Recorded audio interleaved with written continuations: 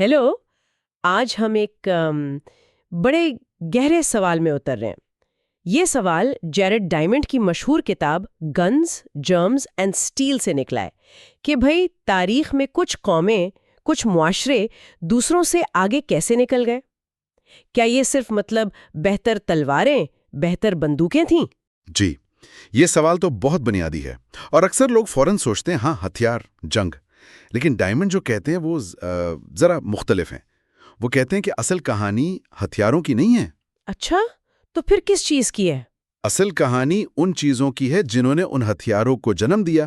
یعنی آپ دیکھیں جغرافیہ کیسا تھا، ماحول کیا تھا، زراعت کہاں پہلے شروع ہوئی، اور پھر اس سے جو ٹیکنالوجی نکلی، جو سماج بنے، اصل فرق وہاں پڑا۔ بندوقیں، جراثیم، فولاد، یہ خود اسباب نہیں تھے، یہ تو نتائج تھے۔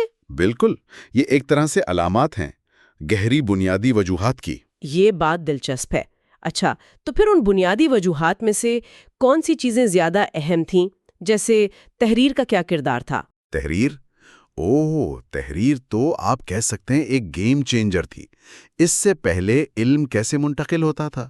زبانی، ایک نسل سے دوسری نسل، بہت کچھ ضائع ہو جاتا تھا۔ ہاں، یادداشت کی حد ہوتی ہے۔ بالکل، لیکن جب لکھنا آ گیا تو علم کو محفوظ کیا جا سکا، اسے جمع کیا جا سکا۔ وہ چند لوگوں کی میراث نہیں رہا، وہ پھیل سکتا تھا، اور سب سے اہم بات، اس پر اضافہ کیا جا سکتا تھا۔ صحیح، ہر نسل کو صفر سے شروع نہیں کرنا پڑتا تھا۔ جی نہیں، وہ پچھلوں کے کام پر تعمیر کر سکتے تھے۔ یہی جمع شدہ علم، یہی دانش پھر پیچیدہ معاشروں کی بنیاد بنی، اور اسی سے نئی ٹیکنالوجی، نئی ایجادات نکلی۔ تو تحریر نے ایک طرح سے علم کا ایک مستقل بڑھتا ہوا ذخیرہ بنا دیا۔ یقیناً، اور اسی ذخیرے سے پھر وہ طاقت نکلی جس نے آپ کہیں دنیا کو بدلا۔ اور ٹیکنالوجی، پہیا، دھاتیں، ان کا کیا کردار تھا؟ دیکھیں، یہ چیزیں بھی اسی علم کے تسلسل کا نتیجہ تھیں۔ پہیا ایجاد ہوا، اس نے کیا کیا؟ اس نے ٹرانسپورٹ بدل دی، زراعت میں مدد دی، تجارت آسان ہوئی۔ ہاں، یہ تو بہت بنیادی ایجاد لگتی ہے۔ بنیادی ہے لیکن انقلابی ہے۔ اسی طرح دھات کاری یعنی میٹلرجی، جب انسان نے دھاتوں کو پگھلانا، ان سے اوزار، ہتھیار بنانا سیکھا تو اس سے زراعت بھی بہتر ہوئی، جنگی صلاحیت بھی بڑھی۔ اور جانوروں کو پالنا، اس کا بھی ذکر آتا ہے۔ جی بالکل، پالتو جانوروں نے صرف خوراک نہیں دی، انہوں نے کھیتی باڑی میں طاقت فراہم کی، بار برداری میں مدد دی، اور ایک غیر ارادی نتیجہ یہ نکلا کہ ان جانوروں سے انسانوں میں کچھ بیماریاں منتقل ہوئیں، جس سے ان معاشروں میں ان بیماریوں کے خلاف مدافعت پیدا ہو گئی، جو بعد میں دوسرے خطوں کے لوگوں کے لیے وہ جراثیم مہلک ثابت ہوئے۔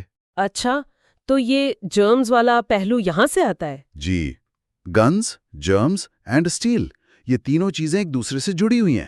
اور یہ سب ٹیکنالوجی، یہ زراعت، یہ ہر جگہ ایک ساتھ ایک رفتار سے تو نہیں پھیلی؟ نہیں، بالکل نہیں۔ یہی تو ڈائمنڈ کا مرکزی نقطہ ہے۔ وہ کہتے ہیں کہ جغرافیہ کا کردار بہت اہم تھا۔ یوریشیا کا جو بر اعظم ہے وہ زیادہ تر مشرق سے مغرب پھیلا ہوا ہے۔ ہاں، لمبائی میں زیادہ ہے۔ جی، اس کا فائدہ یہ ہوا کہ ایک ہی عرض بلد پر موسم اور ماحول زیادہ نہیں بدلتا، تو جو فصلیں یا جانور ایک جگہ کامیاب ہوئے وہ آسانی سے ہزاروں میل دور تک پھیل سکتے تھے۔ اچھا، کیونکہ موسم ایک جیسا تھا۔ بالکل، جبکہ امریکہ اور افریقہ وہ شمالاً جنوباً زیادہ پھیلے ہوئے ہیں۔ وہاں آپ چند 100 میل سفر کریں تو عرض بلد بدل جاتا ہے، موسم بدل جاتا ہے، ماحول بدل جاتا ہے۔ تو وہاں فصلوں اور ٹیکنالوجی کا پھیلاؤ سست رہا؟ جی ہاں، بہت سست رہا۔ اس جغرافیائی فرق نے آپ کہہ لیں یوریشیا کو ایک ابتدائی برتری دے دی۔ زیادہ خوراک، زیادہ آبادی، زیادہ ماہرین، زیادہ مقابلہ، اور نتیجتاً زیادہ تیز ٹیکنالوجی ترقی۔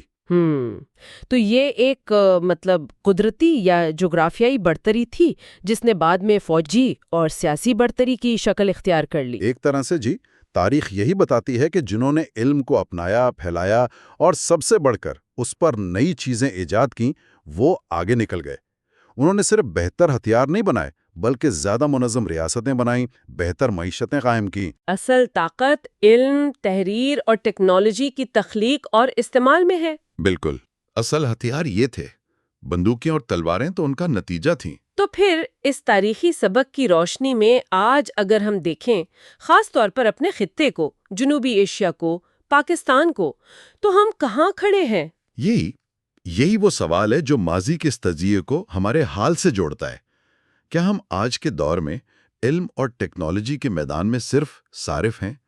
مطلب کیا ہم صرف وہ چیزیں استعمال کر رہے ہیں جو کہیں اور ایجاد ہوئی ہیں، یا ہم خود بھی کچھ نیا بنا رہے ہیں؟ یہ تو کافی چبھتا ہوا سوال ہے۔ دیکھیں، سوال یہ ہے کہ کیا ہمارے معاشرے میں وہ کلچر ہے، وہ تحقیق کا، تنقیدی سوچ کا، نئی چیزیں آزمانے کا ماحول جو ڈائمنڈ کے مطابق قوموں کو آگے بڑھانے کے لیے ضروری ہے؟ کیا ہم علم کو اہمیت دیتے ہیں؟ کیا ہم لکھنے پڑھنے کو، تحقیق کو وہ مقام دیتے ہیں جو اس کا حق ہے؟ یا ہم صرف ڈگریوں کے پیچھے بھاگ رہے ہیں اور عملی طور پر، تخلیقی طور پر کچھ نیا کرنے سے ہچکچاتے ہیں؟ یہ غور طلب بات ہے کہ تاریخ کا پہیہ تو چلتا رہتا ہے، طاقت کا توازن بدلتا رہتا ہے۔ تو کیا ہم مستقبل میں بھی صرف استعمال کرنے والے رہیں گے یا تخلیق کار بنیں گے، موجد بنیں گے؟ واقعی یہ ایک ایسا سوال ہے جو ہم سب کو سوچنا چاہیے، انفرادی طور پر بھی اور اجتماعی طور پر بھی۔ تو آج کے لیے ہم یہی سوال ناظرین کے ذہنوں میں چھوڑ جاتے ہیں کہ تاریخ کے اس لمبے سفر سے سبق سیکھ کر کیا ہم مستقبل میں علم اور ٹیکنالوجی کے محض صارف رہیں گے یا اس کی تخلیق میں اپنا فعال کردار ادا کریں گے؟ شاید ہمارے مستقبل کا راستہ اسی سوال کے جواب میں چھپا ہے۔ بہت گہری بات ہے۔ امید ہے کہ اس گفتگو نے آپ کو کچھ نیا سوچنے پر، کچھ غور کرنے پر مائل کیا ہوگا۔ ایسی مزید معلوماتی، سوچ بچار پر مبنی گفتگو سننے کے لیے ہمارے چینل کو سبسکرائب کرنا نہ بھولیے گا۔ شکریہ۔